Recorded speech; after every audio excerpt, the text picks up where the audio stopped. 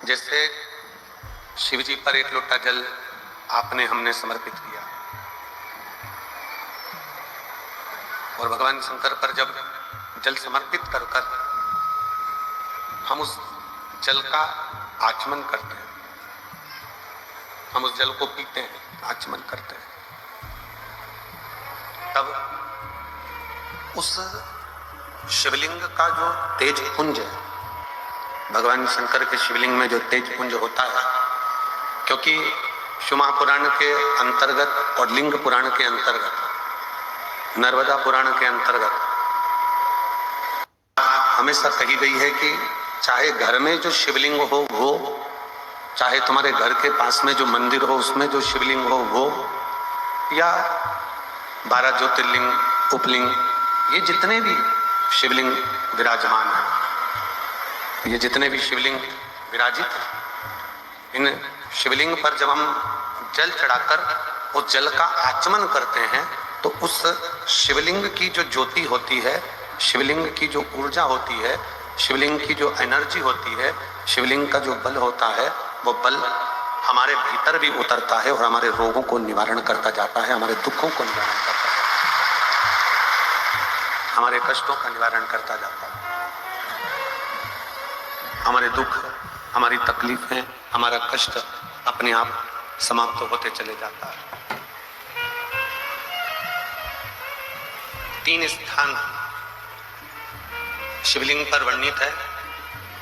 कि ये 3 स्थान का जब स्पर्श करते हैं तो आप कितने भी रोग से ग्रसित क्यों ना हो, आप कितने भी रोग से घिरे क्यों ना हो, 3 स्थान का स्पर्श करने से आपको एक अलग से ऊर्जा प्राप्त होती है और आपके शरीर में कितना भी कंपन हो रहा हो, कितनी भी कमजोरी हो रही हो, कितना भी दर्द हो रहा हो, कितना भी कष्ट हो रहा हो, 3 स्थान शिवालय में शिवलिंग के जगह पर बताए गए हैं, उन स्थानों का स्पर्श करने से शरीर में एक ऊर्जा आती है, शरीर में एक बल उत्पन्न होता है, एक ऊर्जा आती है, शरीर के अंतर्गत एक ऊर्जा का संचार होता रहता है। अब उस शिवलिंग को अपन समझे, सभी लोग जरा स्मरण करेंगे। शिवलिंग के अंतर्गत 3 स्थान ऐसे बताए गए हैं जो हमारे को एक बल देते हैं, हमारे भीतर की ऊर्जा उत्पन्न करते हैं।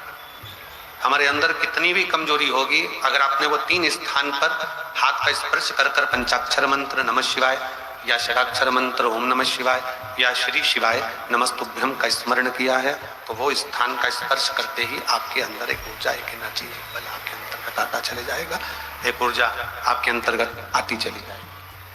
3 स्थान, पहला जो ये जलाधारी बनी हुई है, ये जो गोल जो भाग आता है, जलाधारी में जो भी गोल भाग है वो गोल भाग का हाथ से स्पर्श करो, अर्थात जो माता जी का हस्त कमल है, पार्वती जी का, वो जो गोल जलाधारी है जिसके शिवलिंग रखा हुआ है, वो गोल जलाधारी, ये जो चरण है जहां से पानी बहकर जाता है उस स्थान पर नहीं, जहां गोल भाग है उस गोल भाग पर अपने सीधे हाथ का स्पर्श करना और श्री शिवाय नमस्तुभ्यम का जाप या पंचाक्षर मंत्र या षडाक्षर मंत्र ओम नमः शिवाय का जाप करना, पहला।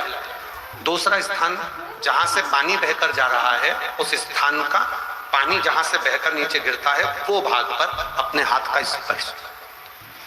जहां से पानी बहकर नीचे गिरता है, जो जल आप चढ़ाते हो वो जल बहकर जो नीचे की ओर जाता है उसका स्पर्श, और पंचाक्षर या षडाक्षर या श्री शिवाय नमस्तुभ्यम मंत्र का जाप।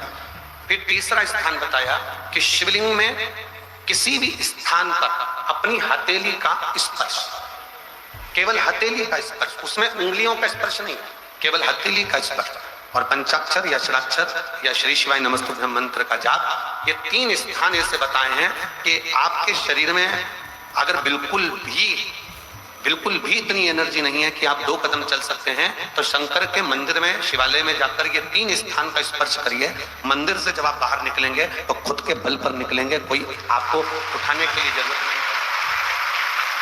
आप स्वयं के बल पर निकल सकते, स्वयं के बल पर आगे बढ़ सकते, स्वयं के बल पर अग्रणी हो सकते, स्वयं के बल पर आप आगे निकल सकते हैं। 3 स्थान है जहां व्यक्ति के जीवन के दुख तकलीफ, रोग, कष्ट अपने आप नष्ट होते चले जाते हैं। तो पहला जो स्थान है वो पार्वती जी का स्थान हस्तकमल। दूसरा